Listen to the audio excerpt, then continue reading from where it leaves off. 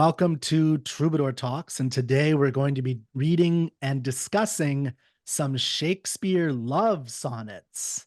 And I have Justin Scalise and Anne Cicolella of Austin Shakespeare on with me to Justin is going to read a couple of these Shakespeare sonnets, and then Anne and I will discuss and help you get more out of them. And hopefully you can share this with your Valentine this year. Okay, so why don't we hop right into a reading, if you don't mind, Justin, and everybody just listen, and then we'll discuss a little bit later. So we're going to be doing Sonnet 18 first. Is that correct, Justin? Sure. Okay, let's go into Sonnet 18. I'm going to move this to speaker. Okay, whenever you're ready, Sir Justin. Shall I compare thee to a summer's day? Thou art more lovely and more temperate. Rough winds do shake the darling buds of May, and summer's lease hath all too short a date.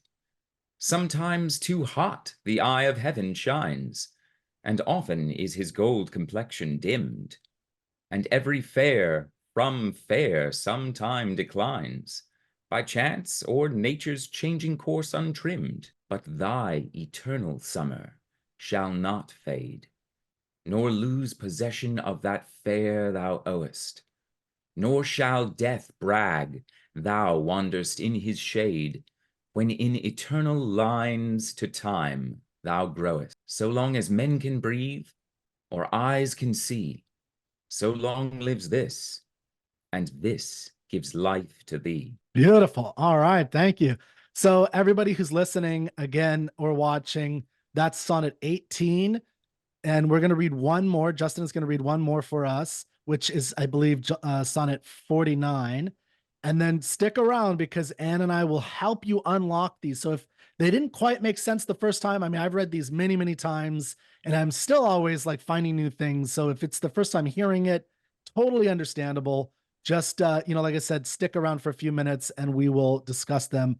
But we had a professional actor willing to read this for us, so we couldn't pass up that opportunity. So Justin, if you don't mind, that was beautiful. Let's hear the next one, which is Sonnet 49. Right.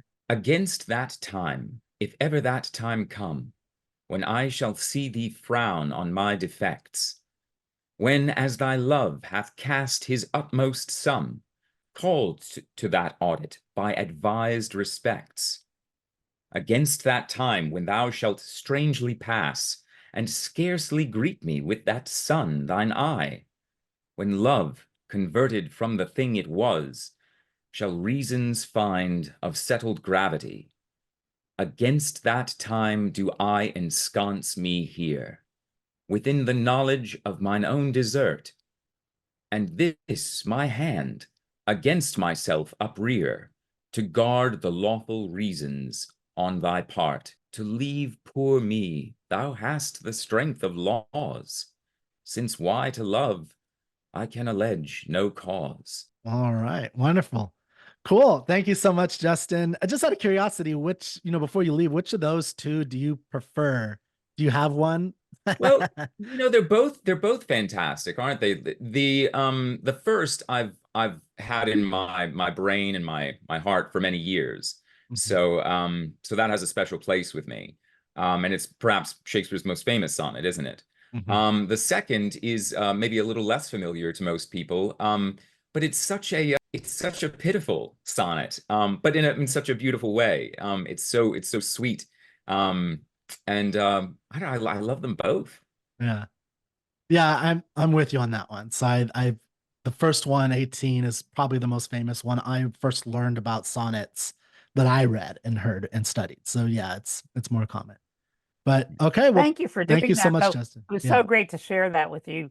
Yeah, Thank you. Justin. Thank All right. All right.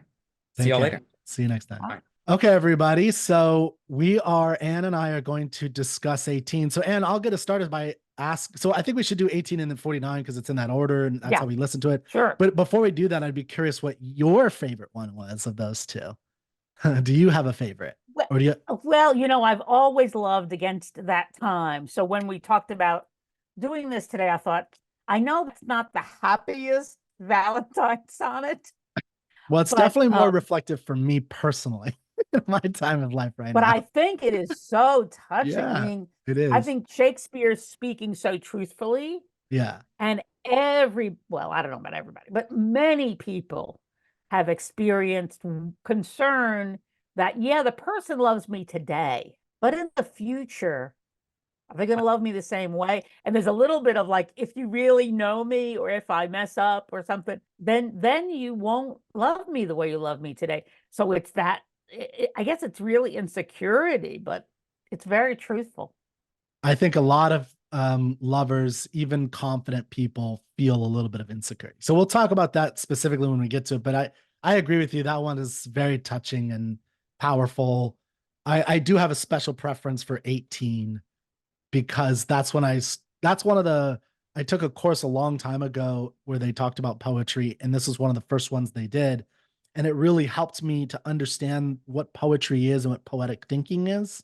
And I think it's a really good example of starting and discussing or understanding the value of poetry in our everyday lives and in our thinking. I'm So why so don't glad to hear you say that. I mean, I was thinking about just poetry, big picture today. Mhm. And part of the reason why these poems are so beautiful is because they have the analogy to images, Mhm. right? And one of the things I thought about was, here we are in Austin, Texas. But summer in England is really quite spectacular because of the contrast, Mm. because you're waiting for the summer, and it's cold for so long. And some people in other parts of the country probably know that. So you just had that up for a second, but shake the darling buds of May. The wind shakes the buds. I mean, that's so great. And summer is short, right? Summer's lease hath all too short a date. In Austin, Texas, a summer has all too long a date. We have Yeah. summer till the end of October or something. Yeah. But what would you like to say, Kirk? No, I agree wholeheartedly with that. I think the thing that I learned from this poem, and so that to the audience, one of the things we want to accomplish today is to help you unlock this poem and the other poem, which I think will help you unlock all poems. And the thing, and the, or all Shakespeare's poems. And I think the thing you were focusing on in the analogies is really helpful. So that's how I started unlocking it, is like trying to understand what is he comparing? Because poetry, when it's to me at its best, is about comparisons primarily. It could be a trait, an idea, something, but you're comparing two different, or maybe even three or four different things, but you're comparing different things, and you're kind of combining them in ways that you wouldn't normally think to combine them. So let me pop this up here for a minute again. Wonderful. So I guess I want to say something about when I asked the question to myself to explore, what is intelligence? The answer that I ultimately came up with was, it was seeing similar things in something that seems dissimilar. mhm, So you're comparing a person to a time of year, right? yeah. And really thinking, Shakespeare really thinks about it. So I find that fantastic. What were you going Well, to say, Kirk? Well, I mean, so I was going to bring that up as well. So I think we're on the same page, which is awesome, because I remember watching an interview with Elon Musk, and he talked about two different types of fundamental intelligence, which I think the first one was first principles. And it's the idea of being able to basically think philosophically and really get down, like dig away, like what's inessential to this thing and what's the most important first principle to build something on. But the other kind, I think he mentions this as well, is analogistic or analogistic thinking, where you're thinking in analogies, because that's exactly what you're talking about. And I find that there's really smart people who can, they have the more scientific logic based mind. They can cut away and think in first principles. But unfortunately, they do tend to be terrible at metaphors and figurative language. And in other words, integration, which is really critical for actual thinking. I don't think you're thinking if you're not finding similarities between seemingly dissimilar things. What's the similarity between a man and loneliness and a cloud? And there's a poem, I wandered lonely as a cloud. That only a poet can do that, and you need to think like that. And here we have a woman comparing a woman to a summer's day. And he has all these different things that he's breaking it down to. So he said, and this poem is so great for this example of analogies, of metaphors, because it starts off with a question, which is how I think a lot of thinking begins. Shall I compare thee, you, to a summer's day? Okay, well, he's going to do it. And he says, you are more lovely and more temperate. So, okay, so he's already saying like you are better and you're more like your temperature, your weather, your system is better than a summer's day. Now, and you pointed this out, and this is very critical. You have to think not Texas summer day. That would, because when I hear this in Texas, I'm like, you go buff, like get out of here. No way. This is terrible because I hate Texas summers, and there's very few people I know who love them. And then, he goes on, rough winds do shake the darling buds of May, and summer's lease hath all too short a date. And this, so again, he's using these comparisons of a lease, which, again, you sign a contract for a lease, like on a rental unit, and he's saying it's not long enough. And rough winds do. So he's actually, what is he doing here? He's criticizing a beautiful summer, right? He's saying, like, you're more lovely. And then he goes into like, here's what summer has problems with it. And, and he also says sometimes it's too hot in summer, right? And often it's this gold, it dims, like things are dying in the summer, right? And every fair from fair, sometimes it's always declining in the summer. And by chance or nature's changing course untrimmed. And then he says, but then he says, your eternal summer shall not fade. One of the things I wanted to make sure we emphasized today, Kirk, was the mathematical construction of every sonnet. So Shakespeare is writing here in what's called the Petrarchan style, which is 14 lines. So every sonnet is 14 lines. And then it breaks into 8 lines, 4 lines, and 2 lines. So the first 8 lines is sort of setting up the issue, as Kirk explained. But the second 4 are going to be doing the exception. But your eternal summer will not fade. So that's that second 4. Nor lose possession of that fair thou owest, nor shall death brag thou wanderest in. So death isn't going to brag when you die, because when in eternal lines to time thou growest. So this idea of, if I write a sonnet for you that's good enough, it's going to make you live forever. And this was not original with Shakespeare. This was very much in the Elizabethan period, and that idea that the poem would be the way in which you would live. But I do also want to say these were personal poems, right? It was Shakespeare in the beginning writing to a young man, and then we have that indentation. So the last couplet, we get a rhyme, see and thee, and we get the so long as men shall breathe or eyes can see, so long lives this, the poem, and this gives life to thee. So it's great also with iambic pentameter, which is how this is written, to look at the last words in the line. So you can really get sort of day, temperate, May, date, shines, dimmed, declines, untrimmed, fade, ost, that's like oist, shade, grossed, you get grossed and ost, and see and thee. So that's kind of fun. But I want to make sure we got that 14 lines, 8, 4, and 2, and we'll see that at our next poem as well. Yeah, and I think that's important. And I think also the when in eternal lines to time thou growest, you said that was an Elizabethan.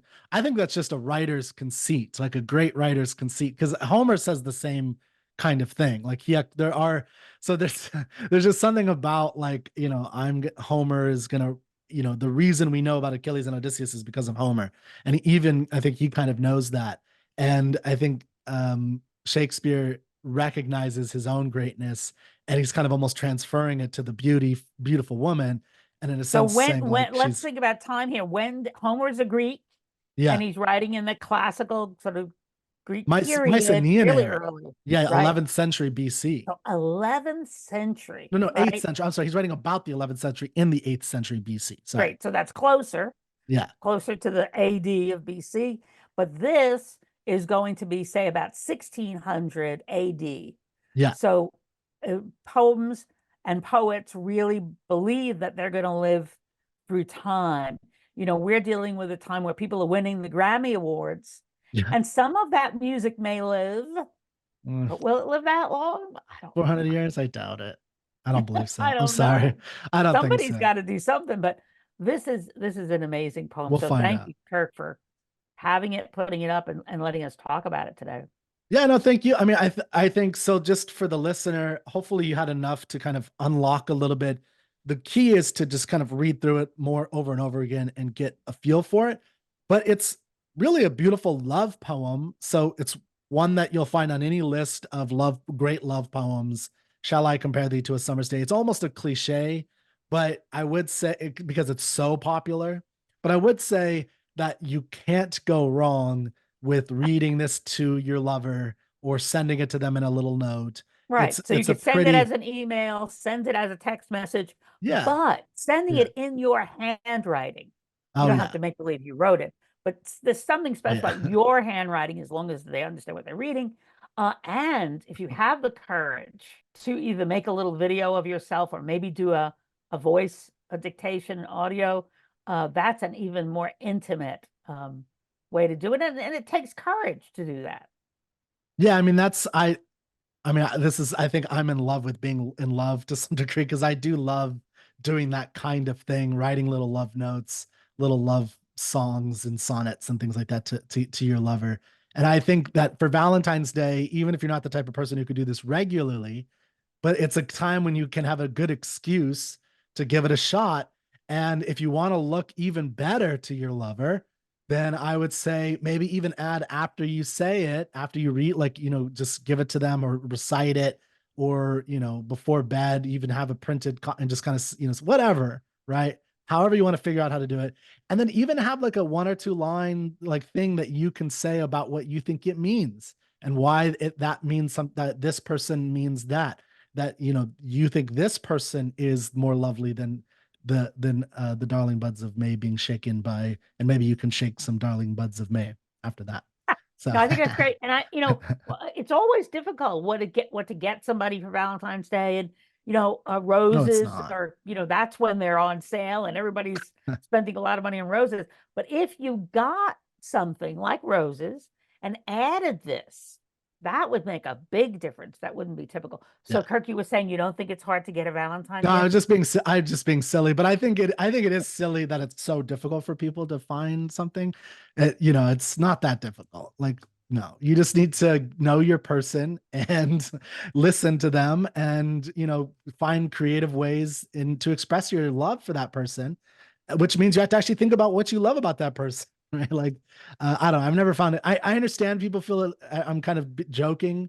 I understand people do find this difficult. I've just never found it difficult. I find it fun and enjoyable, but that's just me. What are you gonna Well, shall we go from the bright to the dark? do? Yes. Which, well, yeah, I'll just say this is one that definitely touched me right now. Against that time, if ever that time come. Oh man, often that time does seem to come. Hopefully it doesn't come this Valentine Day for you. Hopefully this is something that doesn't happen, but there is a feeling, I think most, you said this, a lot of people would feel this way, but maybe not everybody. You had like a kind of restraint in that, but I believe it's true. It doesn't happen with everybody, but this feeling would happen to any true lover who really loves somebody, no matter how confident you are. There has to be a moment, a sliver of a second, that a dream that happens at some point in your relationship when you start to think, wow, I'm not, if you're actually with somebody you should be with, which is somebody who's you love and you're not settling or compromising or something like that. Like it's someone you really are striving for and it's an outstretched arm type of love. Then this is a natural thing to feel. It's like, oh my God, why is this person with me? I'm going to lose this person. What do I got to do to, and I think how we react to that, what we do is really important. So tell us But that's about another thing. frown on my defects. What does that mean to you? Frown on my When I defects. shall see thee frown. So yeah, there's an idea or there's something with, I can't remember the old proverb off the top of my head. I wish I had it, but like proximity breeds, um, disdain or something like that. And the idea that the closer you get to somebody, the more reality that there is in it, the more easy it is to see their defects. So often at the beginning part of a relationship, you're kind of romanticizing, you have this glowy image of the person. And then you're sleeping with them. And I mean that in all terms, that, you're spending day and night with them. And you're like, oh, this person is doing, this is really annoying. This person breathes really heavily when they're eating. Like, and there's just all these things you're like, and then it just, it's a weird feeling.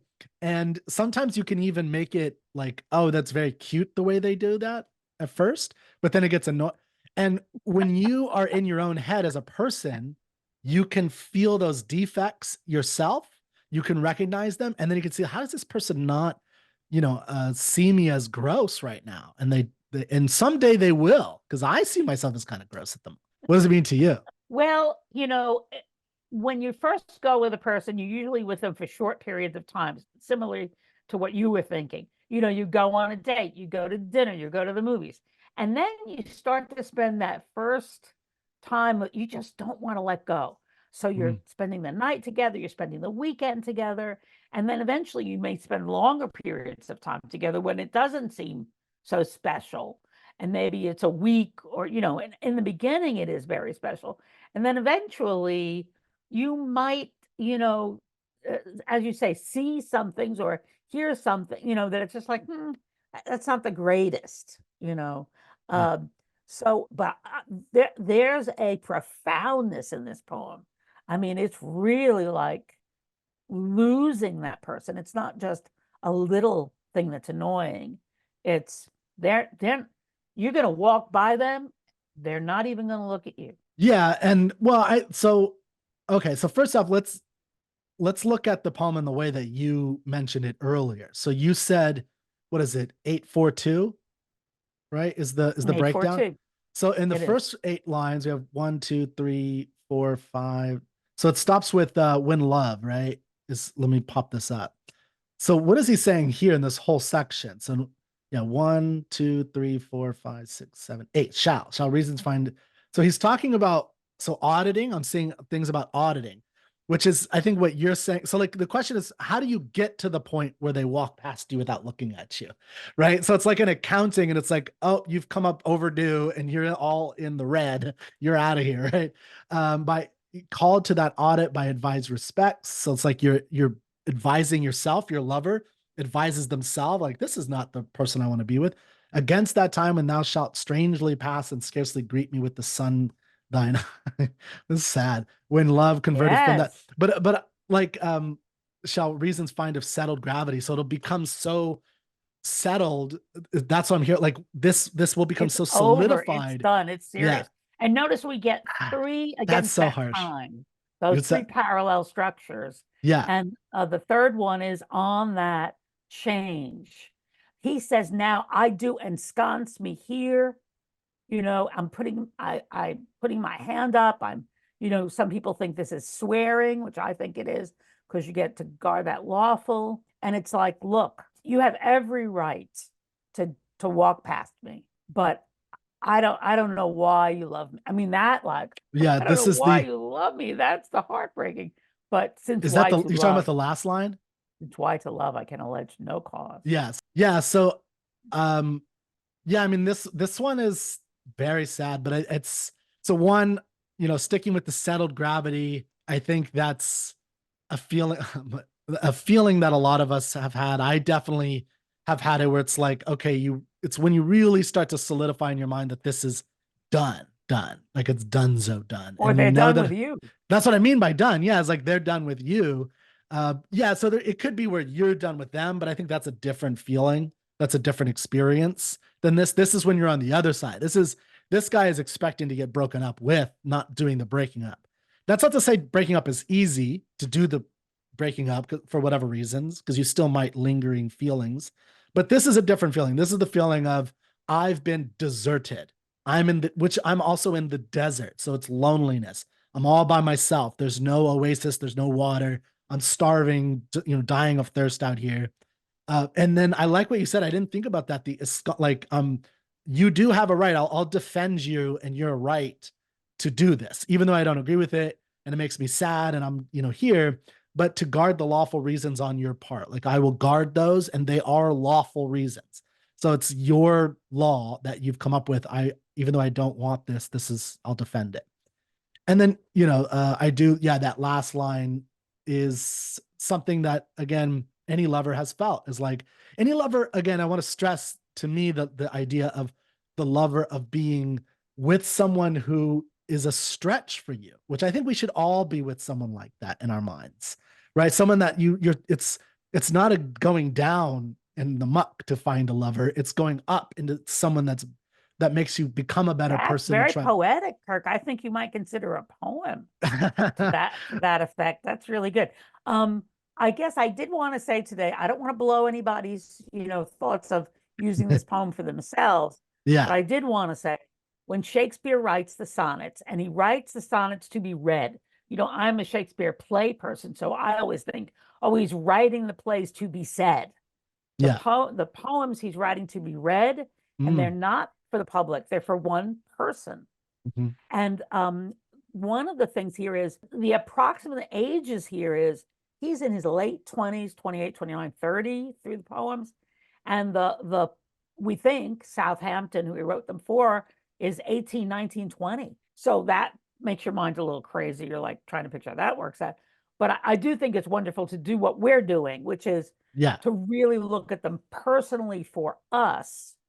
But it's also fascinating because sometimes when I'm reading the sonnets, I picture Shakespeare so much older. You have that image of him balding and he has the long hair at the sides. And, I think of him as 40, 50, and he's not. I mean, but of course, as we know, time was different and lifespans were different and so on. Yeah. But he's writing to a beautiful young man, at least for the first, 127 poems, 127 poems. And then he switches to this dark lady of the sonnets, and we don't know who she is. So maybe another time, even around Valentines, we can kind of look at some of the dark lady sonnets. Oh, I'd love to go through all the sonnets. They're fascinating. I think it's definitely a worthwhile project for you, a listener, to go through these. But I think, Anne, what you're saying that I'll stress is just the idea for me of art is, you could study it and read it and enjoy it from almost an academic standpoint, but these are not meant to be academic ponderings. There is something very real. And that's what I'm trying to stress with bringing my own personality or my own personal experiences with it, where I've definitely felt this, and I bet you have too. And when you read it to yourself, it's meant to be read that way. It's not meant to be necessarily done on stage, like you're saying, Anne, where there's a stage, people walk in, they maybe have some wine, they're out in the audience, and then everyone hushes, and then they hear this like private saying. Now those could be fun, but for the most part, this is something you're supposed to just sit in your room, sit in your house somewhere, and just kind of read to yourself. Just read it, preferably out loud, but even in your head, it doesn't matter. But just kind of read it a couple times and really sit with this idea over and over again and think about how it applies to you. And I think for me, one of the reasons it's interesting to learn about the historical aspect is to see, even though it's applied, 500 something years ago from a 30-year-old man to an 18-year-old kid, guy, that it still applies to me, a 38-year-old man and a 34-year-old woman, right? It's the same type of thing. It's the exact same experience in just a different format. And that's what makes it universal. And that's what makes it so powerful. Another thing I like to suggest, I don't know if you've seen them, but there's lots of YouTube videos, really good ones. There are some not so good ones, but of people reading the poems. And Ian McKellen during COVID, every day read a sonnet. Wait. It's Patrick Stewart. Was it Patrick Stewart? Yeah, yes, it was. You're right, Not Ian McKellen. Although Ian McKellen, I'm sure he's read some of these before. Right. I'm sure there's recording. There are women reading them as well, wonderful actors. During COVID, I got 3 of my sonnet books out that have a annotation on them. So they tell you about them and so on. So I suggest that you consider doing that. The sonnets, as we said, are only 14 lines long, but they're really rich, and they will make your life richer. Well, they'll make your love richer too, as well, like your life, especially your love. And I think, you know, I try to always make this argument to people who aren't romantic literary people, or they don't see themselves that way, that, okay, so fine, you don't have to spend as much time as I or Anne would spend with these, but Valentine's Day is a great excuse to do it just once a year, read one or two of these sonnets once a year. And now, again, I want to stress, read it like 5, 6, 7, 8, 9 times. Get a dictionary out, get one of those books, and just bust it out once a year and just read a new one with your lover once a year. And if you don't have a lover, read it by yourself. Read a sad one like this about you not having a lover. This is the one I'll be reading. So that's what you need to do, just to add a little bit of this, because it will enhance your life and your experience so much. It takes you on a journey that you can't get any other way. There's just no other way than the literary journey. And that's the value of it. And I think, especially if you're a first principles logical thinker, this is a great thing to expand your abilities to be a better thinker overall. You need to have both first principles and metaphoric thinking. So yeah, anything Wonderful. else on Thank these you. poems? The only thing I wanted to say to you before we leave is behind me, I Mm. put up the projection of the Curtain Theater. Yeah. So there are 11 replicas of a Shakespeare theater in America. One is in like Odessa, Texas. Yeah. But we have one in Austin. And what you're looking at in this image is actually the audience. So the audience sits in these galleries and they look at the actors. And we are going to do 2 shows there this summer, one for teenagers, where the teenagers will enact Richard III, and the other will be Wow. a free production of Romeo and Juliet. That's So awesome. there's nothing more romantic or sad than that. Depending on how you look at it, I guess, like depending when you walk out or something, if you're like, I don't want to see this ending, you can just enjoy enjoy the love Well, part of it and some pretend it people, stops talk there. about Romeo and Juliet as a comedy in the first half, and it Yeah. is kind of crazy. Yeah. But then, of course, it takes a dark Takes a and turn. tragic turn. Yeah. Although no spoilers. No, just kidding. If you don't know that, then you should. But yeah, so I've been to this theater, the Curtain Theater, several times. It's gorgeous, even in the summer. So I know summer gets hot, but one of the nice things about this is like it's right on the lake. So you do actually get a nice summer breeze. So it tends to be a little cool, like slightly cooler in that area.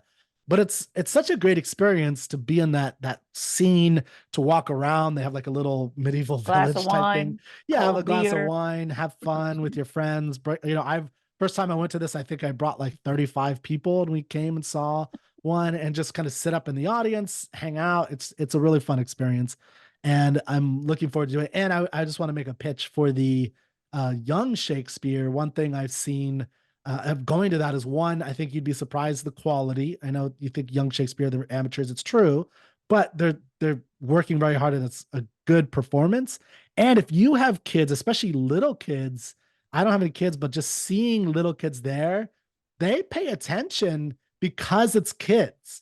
So it's a great way to expose your children to Shakespeare, and then you can have a conversation with them about Shakespeare, and maybe buy I don't know if Anne has recommendations for like a kid's Shakespeare book or something that you can go home and read. Richard the Third, Yeah. Third. Yeah. It's Richard III. But I will say, have you ever read the Charles and Mary Lamb tales from Shakespeare? Oh, you would No. love it, Kirk. Okay. So they're brother and sister, Charles and Mary Lamb, late 19th century, and they wrote many Shakespeare. I don't know if there's 20 something of the plays in prose. Okay. So a Nice. little bit of the poetry, but they're very well done. And that's how I got to be interested in Shakespeare in grammar school. I think I must have been maybe 6th grade or somewhere in there. But That's awesome. Tales from Shakespeare, Charles and Mary Lamb. I love it. Yeah, put it in the comments. Yeah. Tales from Shakespeare, Charles and Mary Lamb. Okay. Yeah. I'll check it out. Well, thank you. This was Cool. so much fun. Yeah. As I know thank it you. would be. Of course, it's always fun, and hopefully we'll do a whole bunch. Maybe one day I can convince you to do a series. We'll start with one, and we'll do it in person, and we'll just. Sure. All right, everybody. Thank you so much for joining in, and we'll see you next time.